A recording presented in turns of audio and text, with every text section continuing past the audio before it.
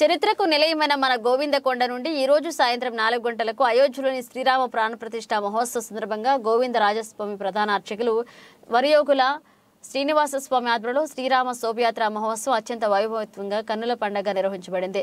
ఈ శోభయాత్ర ప్రారంభోత్సవానికి తెలంగాణ అర్చక సమైక్య రాష్ట్ర అధ్యక్షులు గంగు ఉపేంద్ర శర్మ గారు విచ్చేసి ఈ శోభయాత్రను ప్రారంభించబడింది।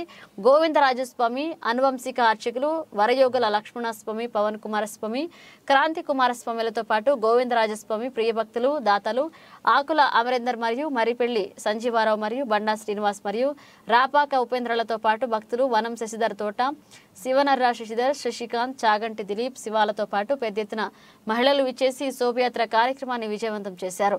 ఈ శోభయాత్ర గోవిందరాలగుట్ట నుండి మొదలుకొని స్టేషన్ రోడ్డు మీదుగా హెడ్ పోస్ట్ ఆఫీస్ ఆకారపు వారి వీధి చౌరస్తా మీదుగా స్టేట్ బ్యాంక్ దుర్గేశ్వర ఆలయం వీధి ఎల్లం బజార్ మీదుగా లక్ష్మీ టాకీస్ గిరమాజీపేట మీదుగా గోవిందరాజస్వామి వారి ఉత్సవమూర్తుల ఆలయానికి విచ్చేయడం జరిగింది। పై కార్యక్రమంలో విచ్చేస్తున్న భక్తులందరికీ ప్రధాన అర్చకులు మరియు శ్రీనివాస స్వామి ప్రసాద వితరణ చేసి మంగళ శాసన గావించబడింది।